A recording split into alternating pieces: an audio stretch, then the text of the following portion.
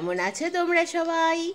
অনন্যার ব্লগসের আরও একটি নতুন ব্লগে তোমাদের সকলকে অনেক অনেক অনেক স্বাগত জানাই। আজ বুধবার, সকাল এখন 7:30 বাজে। আমি ঘুম থেকে উঠে ব্রাশ করে ফ্রেশ হয়ে চলে এলাম রান্নাঘরে এসে প্রথমেই বাবা আর মায়ের সোনা পাতা ভেজানোর জলটাকে রেডি করে নিলাম। তারপরে তৈরি করলাম সকালের চা বিস্কিট সহযোগে খাওয়ার পরে বাড়িতে যে সকালের বাসি কাজগুলো থাকে সেই কাজগুলো কমপ্লিট করে রেডি হয়ে চলে এলাম বাজারে। কিছু সবজি বাজার থেকে কিনলাম আর তার সাথে কিনলাম মাটন, কারণ সেই শনিবার থেকে পরপর 4 দিন ভেজ খাওয়া হয়েছে আর সোনাকে প্রতিদিন ভেজ খাওয়াচ্ছি, এটা ঠিক হচ্ছে না। সেই জন্যই আজকে মাটন নিয়ে চলে এলাম। বাড়িতে এসে ফ্রেশ হলাম, ড্রেস চেঞ্জ করলাম, তারপর চলে এলাম রান্নাঘরে এসে দেখছি সোনা রান্না বান্না শুরু করে দিয়েছে আর ততক্ষণে আমি মিক্সচারে মশলাগুলো করে দিলাম। তারপর ভাতটাকেও আমি উপর করে ফ্যানটা গালার ব্যবস্থা করলাম, কারণ সোনার হাতে ফ্যান পড়ে যাওয়ার একটা ভয় আছে, আমার সেটা নেই।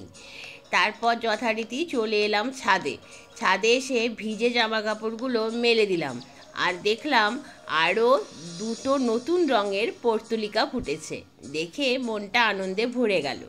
ছাদে জামা কাপড়গুলো মেলে নিচে এসে দেখছি এই মাটনটা পুরোই রেডি হয়ে গেছে, শুধু প্রেসারে তোলার অপেক্ষা। তাই মাটনটাকে প্রেসারে ভরে সিদ্ধ করে নিলাম।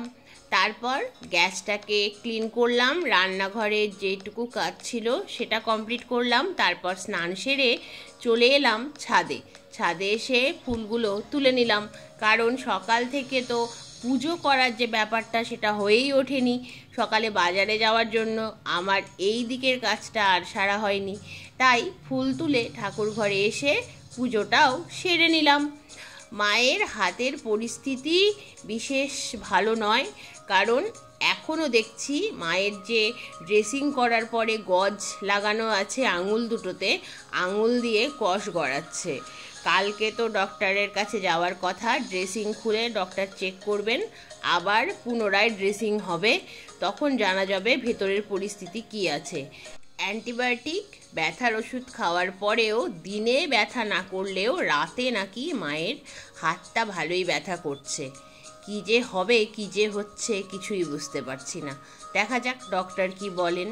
দেখো, তোমাদের সাথে গল্প করতে করতে আমার লাঞ্চ কমপ্লিট হলো। তারপর বিকেলে ছাদে এসে জামা কাপড়গুলো তুলে ভাঁজ করে নিলাম, গাছে জল দিয়ে দিলাম, তারপর সন্ধ্যা প্রদীপ দেখালাম, সান্ধ্যকালীন চা রেডি।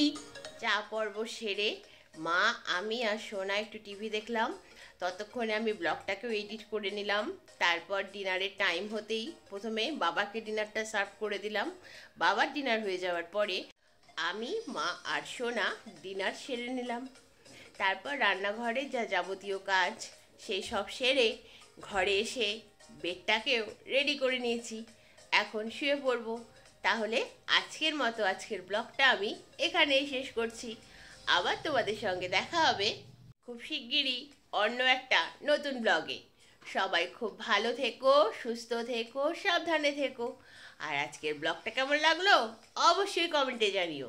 ভালো লাগলে একটা লাইক করে দিও আর অনন্যার ব্লগস চ্যানেলটাকে সাবস্ক্রাইব করে দিও। এইভাবে আমার পাশে থেকো, এইভাবে আমায় সাপোর্ট করো আর অনেক অনেক ভালোবাসা দিও। তাহলে আজকের মতো আসি, গুড নাইট, বাই বাই।